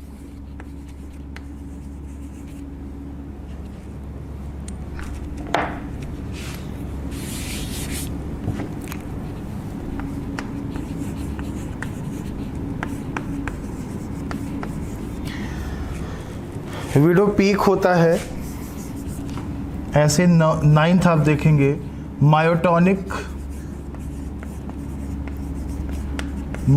डिस्ट्रॉफी,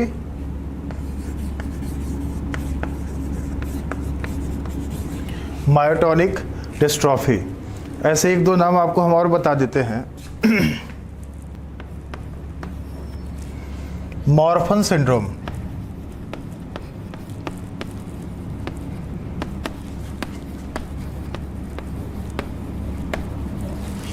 मॉर्फन्स सिंड्रोम, ध्यान देना, मॉर्फन सिंड्रोम बहुत इंपॉर्टेंट है। तो एक एक करके ना थोड़ा थोड़ा सा हम सबके बारे में आपको थोड़ा सा हम बता देते हैं। एक बड़ा इंपॉर्टेंट डिसऑर्डर हम आपको और बता दें बेटा, जैसे आपने कभी नाम सुना हो हंटिंगटन कोरिया डिजीज।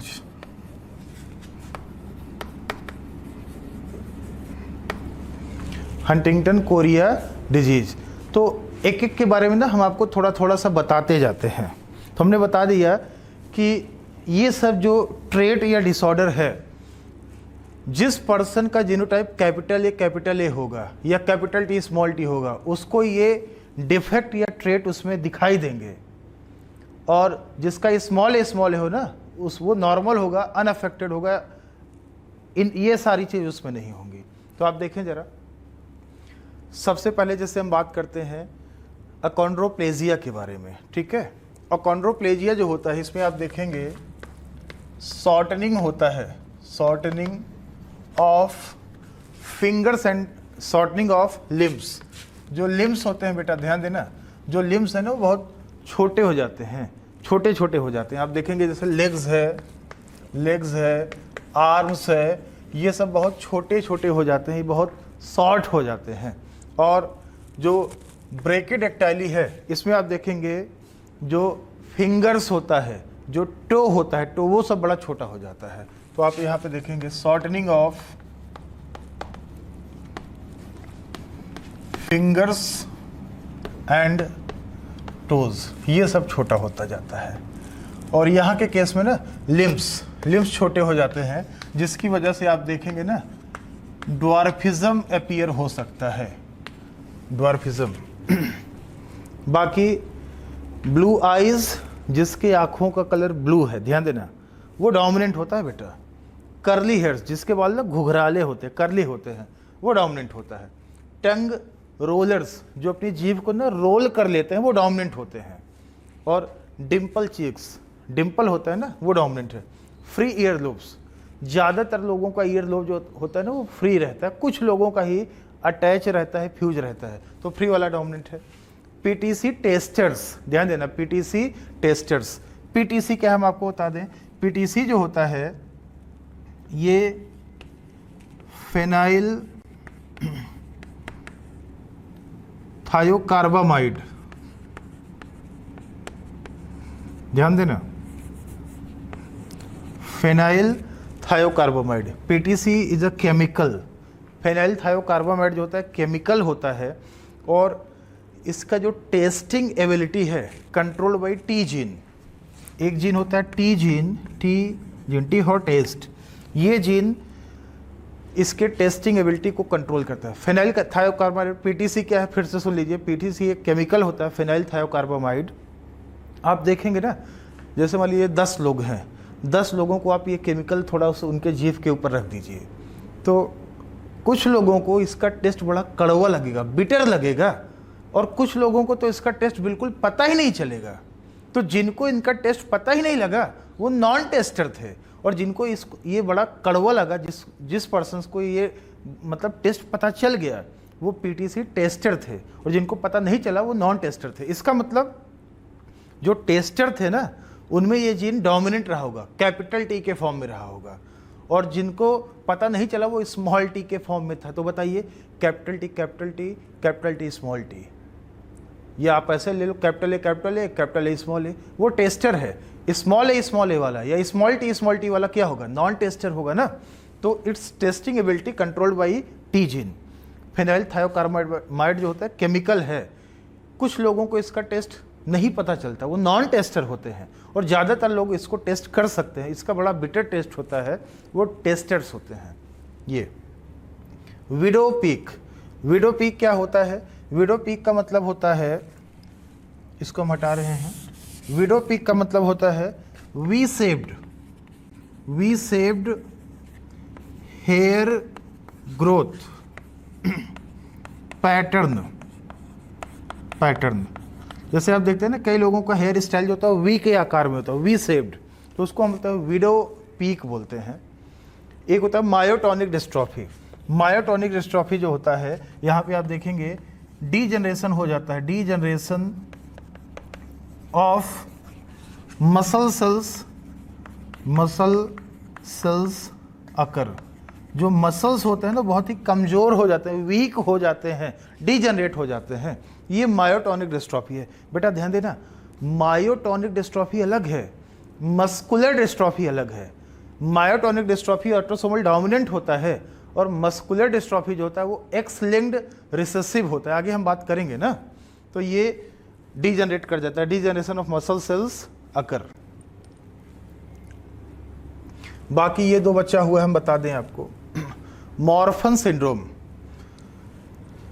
तो ये जो मॉर्फन सिंड्रोम होता है ये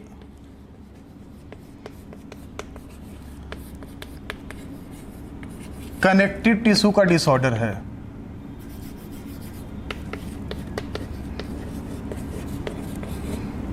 आप देखेंगे ना, ये कनेक्टिव टिश्यू का डिसऑर्डर होता है मॉर्फन सिंड्रोम। MORPHAN लिख दो या फिर आप MORFAN लिख दो, दोनों ठीक है, FAN भी ठीक है, ये भी ठीक है। कनेक्टिव टिश्यू का डिसऑर्डर होता है। नेक्स्ट है, लास्ट है हंटिंगटन कोरिया डिजीज। तो आपको हम बता दें यहाँ पे क्या है, हंटिंगटन कोरिया डिजीज। तो बेटा इसमें होता क्या है ना, जो नॉर्मल पर्सन्स होते हैं, नॉर्मल पर्सन्स, उनमें CAG रिपीट्स 6 to 36 होता है, 6 से 36 बार होता है।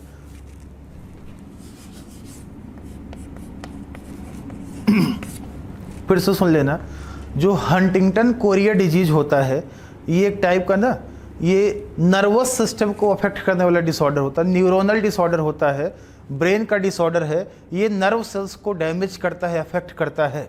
तो इसमें क्या है, जो नॉर्मल पर्सन्स हैं जिनको हंटिंगटन डिसऑर्डर नहीं है, उनमें आप देखेंगे CAG मतलब साइटोसिन, एडेनिन और गुआनिन, ये जो CAG रिपीट सीक्वेंस होता है, रिपीट मतलब CAG CAG CAG CAG CAG, ये 6 से लेके 36 बार होता है, मतलब मिनिमम 6 बार है, मैक्सिमम 36 बार है CAG रिपीट। कई बार ऐसे रिपीट हुआ है। लेकिन जिस पर्सन को हंटिंगटन कोरिया डिजीज हो जाता है, बेटा ध्यान देना, डिजीज्ड पर्सन में, डिजीज्ड पर्सन्स, जिन पर्सन्स को हंटिंगटन कोरिया डिजीज हो जाता है उनमें आप देखेंगे CAG रिपीट जो होता है वो 37 से लेकर 120 तक हो जाता है, 37 to 120 टाइम्स 120 तक हो जाता है। मैक्सिमम 36 बार होना था, ये 37 से लेकर 120 तक पहुंच जाता है, मतलब ये बढ़ गया, काफ़ी ज़्यादा बढ़ गया ना। तो ये नर्वस सिस्टम को अफेक्ट करता है। डैमेज नर्व सेल्स, ये नर्व सेल्स को डैमेज करता है, ब्रेन को डैमेज करता है। तो हम इसको हटा देते हैं, हम रिमूव कर देते हैं।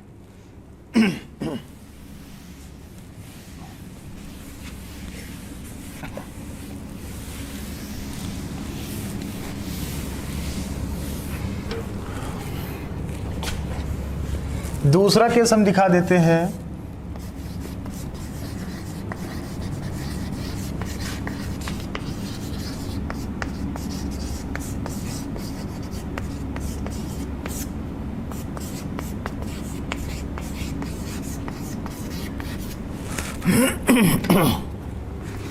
ऑटोसोमल रिसेसिव ट्रेट्स या डिसऑर्डर्स। जो ऑटोसोमल रिसेसिव ट्रेट या डिसऑर्डर है, हमने बोला था ऑटोसोमल रिसेसिव का मतलब जिस पर्सन का जीनोटाइप कैपिटल ए और कैपिटल ए स्मॉल ए होगा उसको कोई डिसऑर्डर नहीं होगा, कोई प्रभावित वो अफेक्टेड नहीं होगा।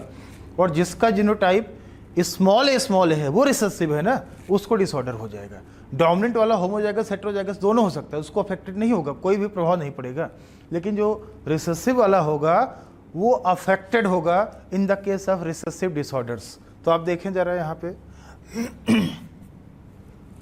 एग्जाम्पल्स हम ले लें।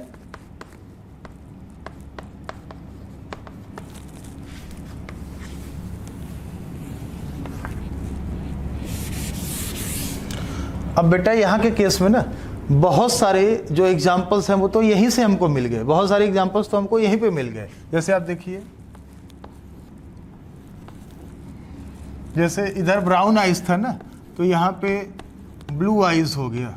जो ब्लू आइज वाले होते हैं वो रिसेसिव होते हैं। और आप बताइए डोमिनेंट से रिसेसिव कैसे बना था? म्यूटेशन से बना था। ध्यान देना, अगर एलील डोमिनेंट रहा हो और डोमिनेंट से रिसेसिव बन गया, इसका मतलब उसको हम बोलते हैं रिसेसिव म्यूटेशन। याद रखना, जैसे मान लीजिए किसी का जीनोटाइप कैपिटल टी रहे और कैपिटल टी से म्यूटेशन के बाद स्मॉल टी बन जाए तो उसको हम बोलेंगे रिसेसिव म्यूटेशन। और अगर स्मॉल टी रहे और म्यूटेशन होकर वो कैपिटल टी बन जाए तो उसको हम बोलेंगे डोमिनेंट म्यूटेशन। तो याद रखना।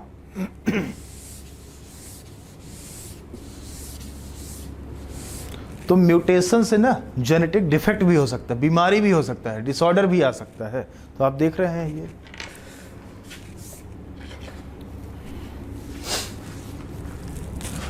कर्ली हेयर था, यहाँ पे हमने दिखा दिया स्ट्रेट हेयर्स।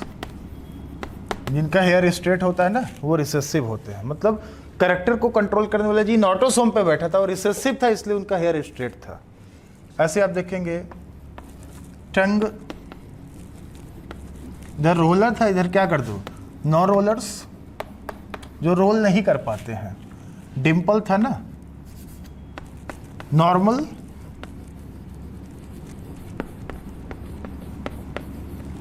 ऐसे आप देखिए फ्री ईयर लोब है ना, तो अटैच्ड या फ्यूज्ड ईयर लोब्स। आप देखेंगे अगर 50 लोग बैठे हैं तो उसमें 2-3 लोगों का ईयर लोब जो होता है वो अटैच रहता है, फ्यूज रहता है, बाकी सबका ऐसे फ्री रहता है। जैसे हमारा फ्री है ना, ऐसे फ्री रहता है। अब पक्का आप लोग घर पे बैठे जरूर अपना चेक करोगे, हमको पता है। तो फ्यूज वाला रिसेसिव है और जो फ्री वाला है ना वो डोमिनेंट होता है। ज़्यादातर लोगों में यही आपको मिलता है। और इधर पीटीसी टेस्टर था, ये पीटीसी नॉन टेस्टर्स है, नॉन टेस्टर्स। तो हमने बोला था कि जो डोमिनेंट ट्रेट होता है वो ज़्यादातर केसेस में आप देखोगे पॉपुलेशन में ज़्यादा दिखेगा, रिसेसिव वाला कम दिखता है, म्यूटेशन से आता है, वेराइज होता है। ऐसे आप देखेंगे पीटीसी नॉन टेस्टर्स हो गए। हम और भी ले लेते हैं, sickle cell anaemia, sickle cell anaemia, phenyl ketonuria, phenyl ketonuria, cystic fibrosis, cystic fibrosis, alkaptonuria, alkaptonuria. एक आपने कभी नाम सुना हो थैलासीमिया, थैलासीमिया का नाम सुना होगा आपने।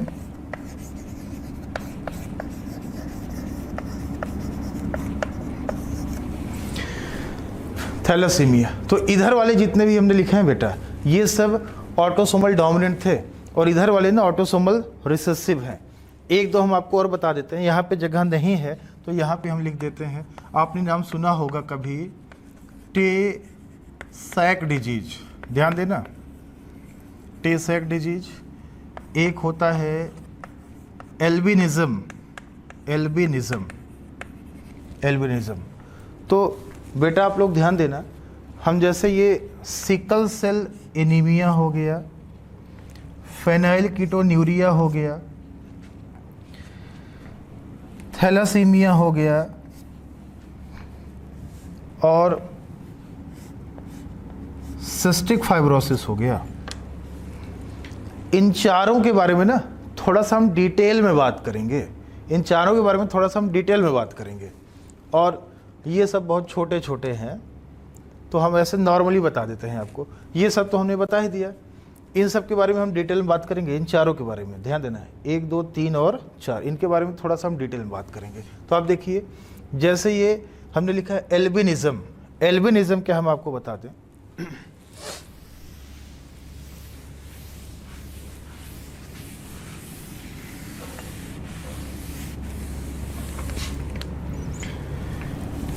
एल्बिनिज्म, आप पढ़ते हो ना एल्बिनो, एल्बिनिज्म। एल्बिनिज्म के केस में आप देखोगे ना यहाँ पे नो स्किन कलर, जो स्किन कलर है वो आएगा ही नहीं बेटा, no skin colour, skin colour appear होगा ही नहीं। क्यों? क्योंकि यहाँ पे नो मिलेनिन प्रोडक्शन, मिलेनिन का प्रोडक्शन होगा ही नहीं। जो मिलेनिन पिगमेंट होता है स्किन में उसका प्रोडक्शन होगा ही नहीं। क्यों? क्योंकि यहाँ पे occurs due to mutation in tyrosinase enzyme gene. एक एंजाइम होता है टायरोसिनेज जो फेनाइल एलेनिन से टायरोसिन बनाता है, ध्यान देना, सॉरी, जो टायरोसिन से मिलेनिन बनाता है, आप लोग ध्यान देना। एक एंजाइम होता है टायरोसिनेज जो मिलेनिन पिगमेंट का प्रोडक्शन कराता है टायरोसिन से। तो उसी एंजाइम को बनाने वाले जीन में क्या हो गया? म्यूटेशन हो गया, वो एंजाइम बना ही नहीं। और टायरोसिन से आप देखोगे ना, टायरोसिन से मिलेनिन का प्रोडक्शन हो ही नहीं पाता, जिससे स्किन का कलर नहीं आता है। तो बिल्कुल वो पर्सन ना कलरलेस टाइप का दिखाई देगा, उसका कोई पर्टिकुलर मिलेनिन लेस हो जाएगा, मिलेनिन उसमें होगा ही नहीं, आप देखेंगे। तो ये डिसऑर्डर, ध्यान देना, ये डिसऑर्डर मतलब मिलेनिन का ना बनना और फेनाइल कीटोन्यूरिया, ये दोनों एक दूसरे से कनेक्टेड हैं, लिंक्ड हैं। तो हम बताएंगे, हम प्लियोट्रॉपिज्म याद होगा ना, प्लियोट्रॉपिज्म में पीछे हम बता चुके हैं कि जिस पर्सन को फेनाइल कीटोन्यूरिया हो जाता है उसमें मिलेनिन पिगमेंट भी नहीं बनता है। प्लियोट्रॉपिज्म में हम लिखा चुके थे आपको ना, तो बताएंगे आपको हम कि ये दोनों एक दूसरे से कनेक्टेड है, रिलेटेड है। ठीक है, एल्बिनिज्म हो गया। टे सैक डिजीज, टे सैक डिजीज क्या है आप देख लें जरा।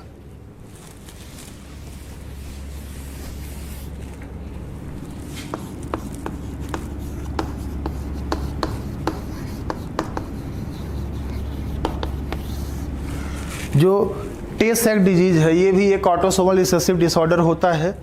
Occurs due to mutation in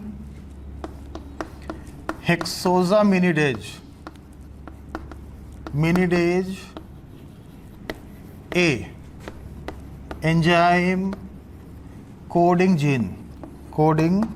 gene. ध्यान देना बेटा, एक एंजाइम होता है जिसका नाम है हेक्सोजामिनिडेज ए, ये एंजाइम का नाम है। इसी एंजाइम को बनाने वाले जीन में क्या हो गया? म्यूटेशन हो गया, जिसकी वजह से ये एंजाइम बना ही नहीं। उसी जीन में म्यूटेशन हो गया जिसकी वजह से ये एंजाइम बना ही नहीं। और एंजाइम के न बनने की वजह से पता है क्या होगा? ये एंजाइम करता क्या था? ये एंजाइम करता क्या था? ध्यान देना, ये जो एंजाइम है हेक्सोजामिनिडेज ए, ये करता क्या था? This enzyme causes removal of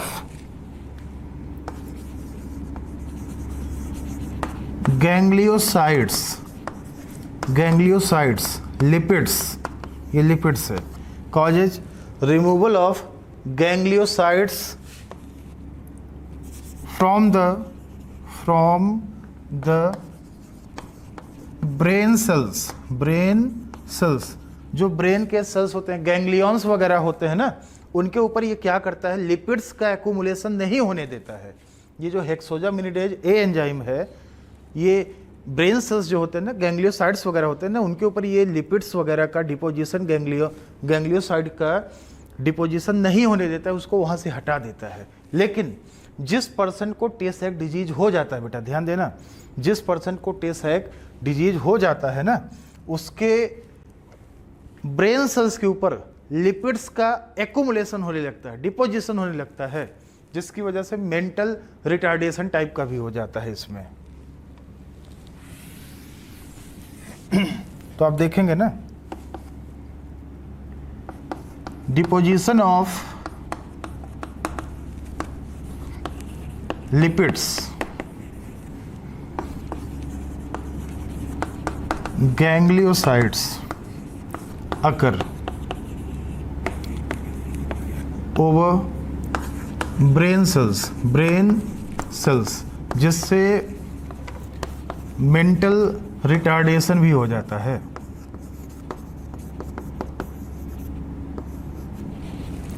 mental retardation, ये भी होगा, ये भी हो गया। अब एक बचता है बच्चों अल्कैप्टोन्यूरिया, ध्यान देना, अल्कैप्टोन्यूरिया। तो इसके बारे में हम थोड़ा सा बता देते हैं।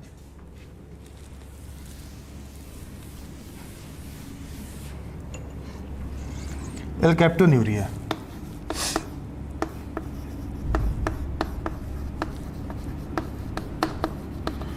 ये ना, ये केस है इनबॉर्न एरर इन मेटाबॉलिज्म का। ध्यान देना बच्चों, ये जो अल्कैप्टोन्यूरिया है ना, it is the case of inborn error in metabolism. जो जैसे फेनाइल कीटोन्यूरिया है ना, ऐसे ये भी है। फेनाइल कीटोन्यूरिया भी इनबॉर्न एरर इन मेटाबॉलिज्म का केस है, ये भी उसी का केस है। तो हम इसके बारे में बात करेंगे ही आगे।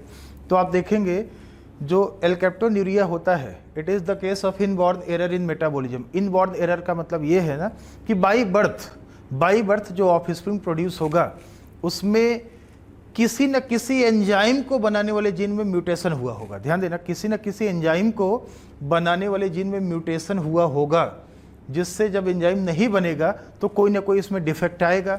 तो यहाँ के केस में क्या होता है, तो हमने बोला कि यहाँ पे ना, तो ये जो अल्कैप्टोन्यूरिया है, इसमें हमने बोला कि ये इनबॉर्न एरर इन मेटाबॉलिज्म है। मतलब इसमें किसी पर्टिकुलर एंजाइम को बनाने वाले जीन में म्यूटेशन हो गया होगा, जिससे मेटाबॉलिक एक्टिविटीज अफेक्टेड होगा। बाई बर्थ होता है, इसलिए यहाँ पे लिखा है बाई बर्थ है, सिंस बर्थ है, इसलिए बोला है इनबॉर्न। तो यहाँ पे आप देखेंगे ना, जो ह्यूमन का यूरिन है, urine turns black in contact with air. Urine जैसे ही एयर के कांटेक्ट में आता है ना, वो ब्लैक हो जाता है। Urine turns black in contact with air. Air के कांटेक्ट में आते ही यूरिन जो होता है ब्लैक हो जाता है। इसको हम बोलते हैं अल्कैप्टोन्यूरिया। तो आज का जो लेक्चर है बच्चों, हम यहीं पे ख़त्म करते हैं। जो आगे का क्लास होगा ना, जैसे आज हमने ऑटोसोमल बता दिया, डोमिनेंट भी बता दिया, रिसेसिव भी बता दिया, और किस कंडीशन में, डोमिनेंट कंडीशन में कौन सा नॉर्मल होगा, कौन सा डिजीज होगा, रिसेसिव कंडीशन में कौन सा मतलब नॉर्मल होगा, कौन सा डिजीज होगा, ये बता दिया। नेक्स्ट क्लास में हम लोग एक्स लिंक्ड, सेक्स लिंक्ड वाले के बारे में बात करेंगे। तब तक आप लोग जो सारी चीज़ें आप उसको रिवाइज करते रहिए, अच्छे से पढ़ते रहिएगा। Thank you very much.